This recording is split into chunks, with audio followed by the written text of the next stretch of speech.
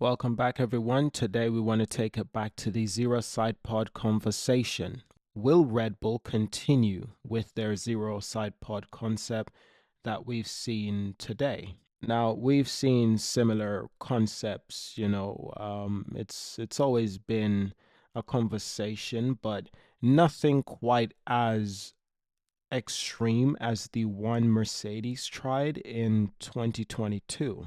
And I think the consensus really relies on the fact that Mercedes went a little bit too literal with their zero side pod concept.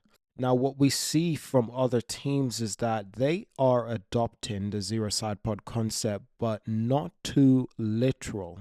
They're all adapting it in a different form, in a different style. And once again, that is good to see in Formula One because everyone's car has a different DNA, different characteristics. So if you are going to take inspiration or influences from the zero side pod of Mercedes innovation, you're going to have to do it in such a way that it complements your vehicle. Now, these images really go back to 2024. This was in the early parts after these cars were unveiled. Beautiful vehicle, of course. You can see just how much the current Ferrari resembles the previous Ferrari, that is for sure. But even throughout the season, you've seen teams, they've experimented with that zero side pod concept in their own way. And this is to yield results, of course. Some teams finding great results, some teams probably not so much. But I think the consensus is that there's definitely a way to make the zero side pod works, but no one has perfected it yet. And there is no doubt that Ferrari also did this, early last year with their SF-24 with the Ferrari from the previous season. They definitely had their normal side pod, but an air inlet just between the side pod, and this is just down from the cockpit, from the driver's cockpit. So, what are teams really going to do this year? Well, we know what Ferrari is doing so far, and I'll expand on that. This is what Ferrari's done, something really clever, which is something that I think people might have speculated about it last year. I wanted to make a video on it last year, but I just didn't start the channel at the time. But it was the idea that I've noticed that teams, they would keep their normal side pod or evolve it in some way, but it add this air inlet with a zero side pod kind of design or concept. My question was, why didn't you just join the two? And that's exactly what Ferrari is doing this season. So is this season the first season we're going to see the zero side pod actually works to perfection? Because what if the Ferrari car works to perfection? Is it just a side pod or is it other designs that they've changed? It's the car, they say it's 99% new, but it's still an evolution on the DNA of the previous car. It is still built on the same, idea, just with implementations of better solutions to the problems that they've had previously.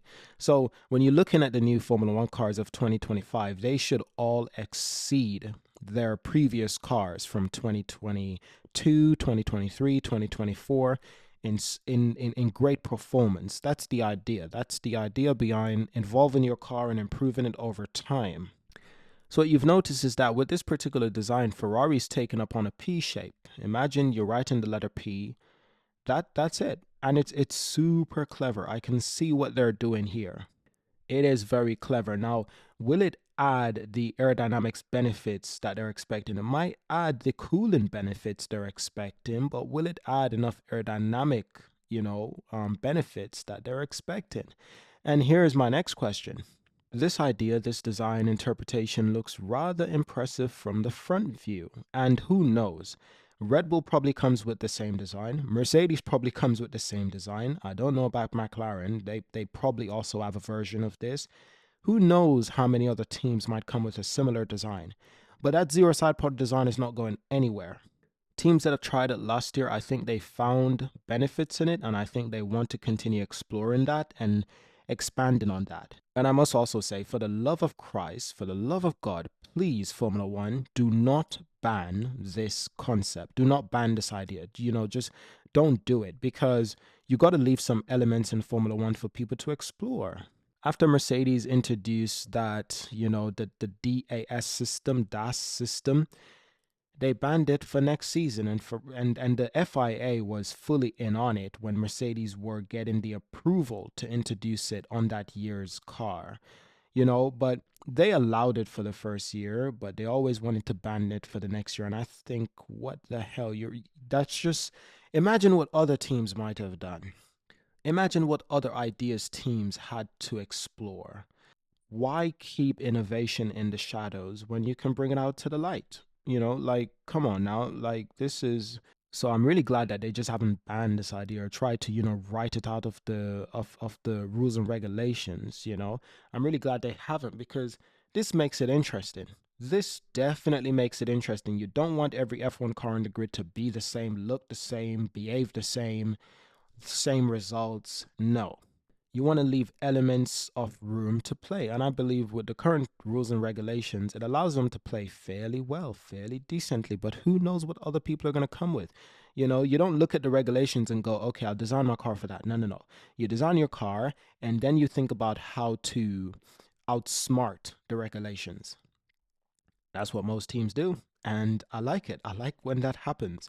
So, like I said, we've seen this design from the front, which looks great, but what about from the side profile? Notice from the side profile, it is one straight design. From the side pod, from the front of the side pod to the air inlet, it is one straight design. So in terms of aerodynamic, benefits, obviously they must know this really well. They've had this car in, the wind tunnel for sure in the simulator to see how it will behave. So they probably definitely tried various other alignments, I would say, because even though it's now a P shape, one piece that's running straight through instead of separated, does it have to be at the same area from the side profile? With the bottom air inlet, could you move this a little bit further? Could that add some aerodynamic benefits? Who knows? But I'm just looking with my eyes and I'm saying, well, and maybe they will. Maybe they, who knows? But I look forward to it. But I'm just saying, like, I wonder if this will add the benefits we're looking for. And if it doesn't, how are we going to be flexible? How is it going to leave room for exploration and adaptation? Like I said previously in my other videos, this area of the Ferrari car is a work of art. Just please put it in a museum. I mean, there is so much going on there. Just please hurry up and put it in a museum. We've got to be careful with that. Some museums will just take this car without permission. You got to be careful with that. Ferrari, lock and key. Keep this in the Vatican. This is a work of art. Work of art. My goodness. But for the most part, that is my question. That is really my personal question. Which other teams are going to follow this? Aston Martin, McLaren, Williams. Will they? And like I said, they're already kind of doing it. It's just that it's not too obvious. I think on the Red Bull last year, it was very, very obvious that they were going with that zero side pod concept, and we had no complaints. We were looking forward to this because we were like, sucks for you, Mercedes, because you struggled with that for like 2 years. And now other teams are implemented slowly but surely. And who knows, Mercedes might try to implement it a little bit.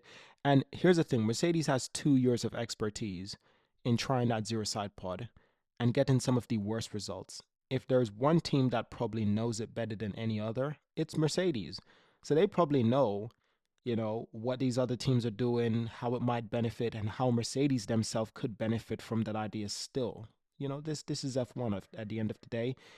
It is it is a very technical sport, and we love that about it.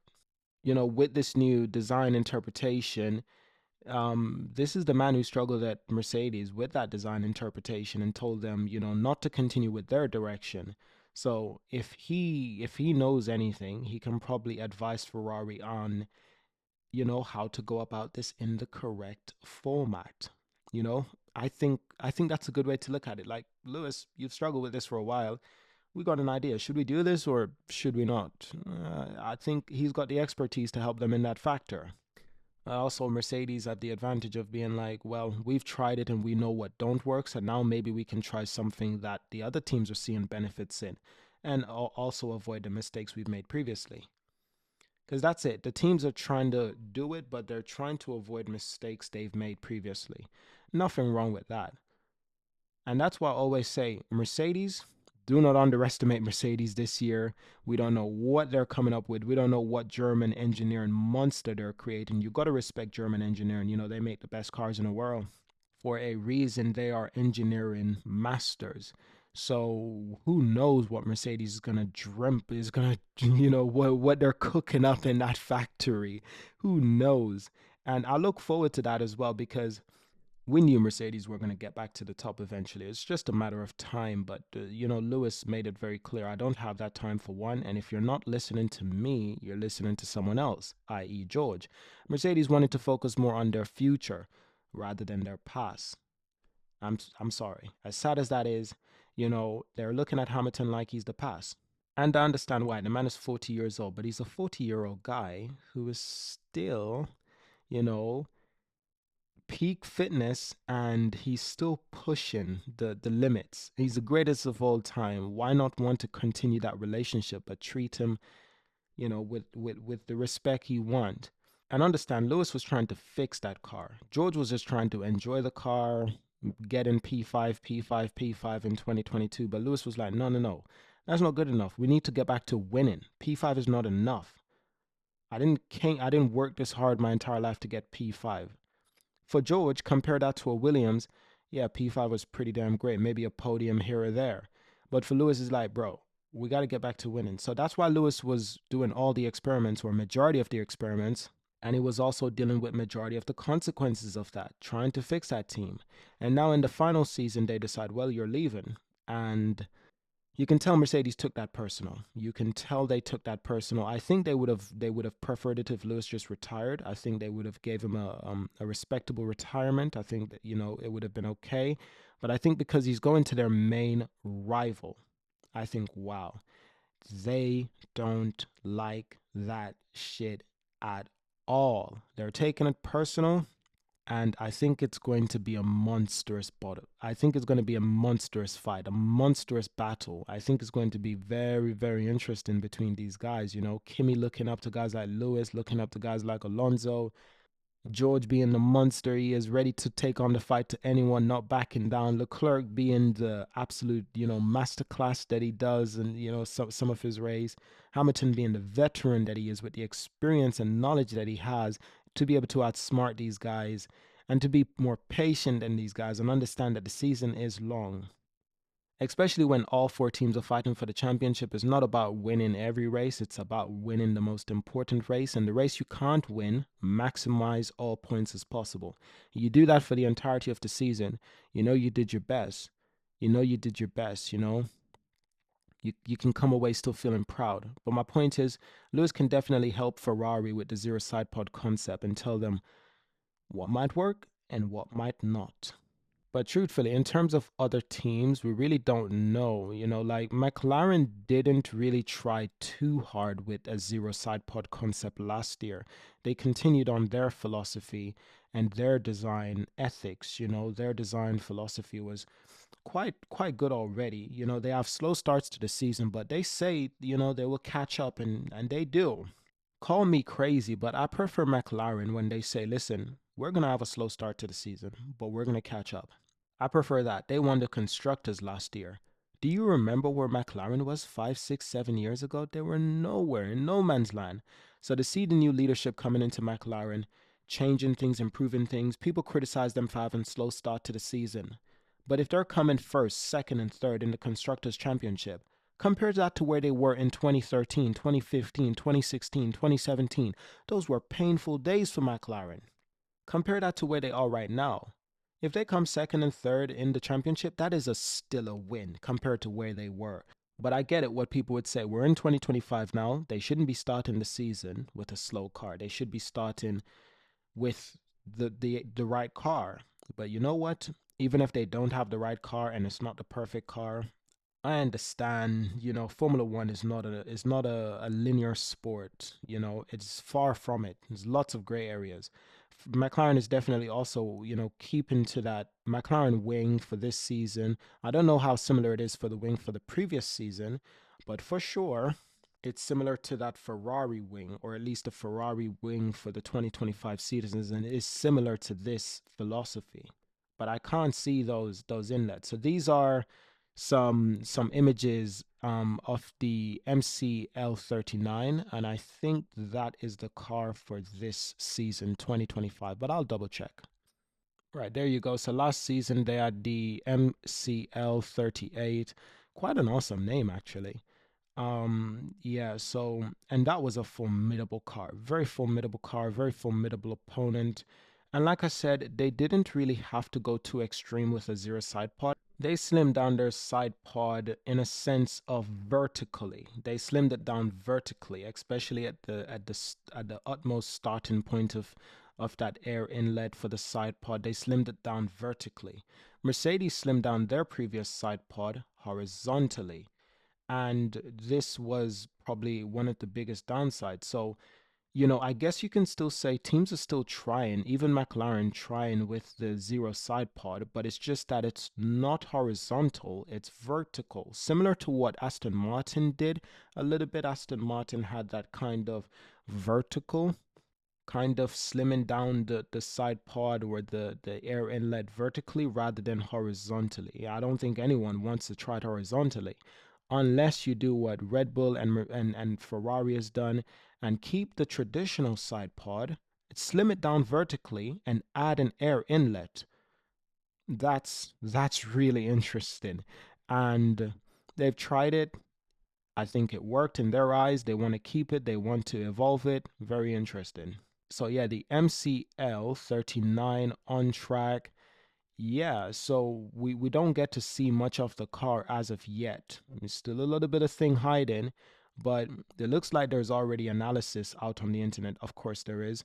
And people are probably guessing exactly what I'm guessing. You can see there's the P shape right there in purple. There's a P shape. So the air inlet, probably has a little air inlet below the side pod. Yeah, I wouldn't see why they wouldn't, because it's clearly there, it's clearly available. Okay, here we go. We got an image of the front of the car. It's not well visible, but yes, they are going with the P shape as well, similar to the Ferrari. They have the side pod and also an air inlet. And for them, it looks because it's dark, I can't really see very well, but it looks a little bit more exploitive, a little bit more open. Further down it goes, and then it closes up in a sharp sort of way. That's very interesting approach. I look forward to that. Actually, I'm actually quite excited about that. But yeah, looks like they're going with a P shape of the side pod air intake and that zero side pod kind of concept. But that was the point of this video. Teams are experimenting with that side pod, but in just slightly different ways. Rather than horizontal, it's more vertical. It's more vertical, and I think they're seeing gains. They're getting the results they desire. Now, I think we might end the video here. I hope I didn't forget anything, but I hope you enjoyed this video. Thank you for watching. Subscribe to see more. Leave a like, leave a comment. Remember to follow us on Twitter as well. We've updated the header on Twitter. This is what I always wanted. It's always been that on the YouTube channel, but we've also updated it on Twitter now. 44R standing for, it's our iconic logo and creator. Who knows? One day we might even have merch with this kind of design. I look forward to that. But listen, the videos have been performing very well lately, except for the Lando Norris video. That was an interesting one. But the videos have been performing very well. I hope you've enjoyed the analysis I've been given, and I hope you can come back for more. Lewis is winning the vote of who will win the driver championship. I wish if I could have added George to this, but I think I was only limited to 4 names. Maybe we can redo it, eliminate Lando and add George. Oh, that's controversial. That's controversial. Yeah, I look forward to that. But you guys have been really supportive. Look at that, 44 likes on my Lewis is the only driver to achieve these. Yeah. When I saw this, I was like, I have to repost this somewhere, somehow. And you guys have been super supportive of this channel. Can't be any more thankful. I look forward to creating more videos for you guys. We're approaching the first race in the middle of March next year. Why did I say next year? It's this year, next month. Okay, we're looking forward to the first race, and we're excited because I get to explore more with the channel, and I probably get to live stream for you guys as well for the race build up, and probably after the race as well. We might even do a Twitter space depending on how much followers we get. So yeah, thank you for watching. Subscribe, and I will see you in the next one. Peace.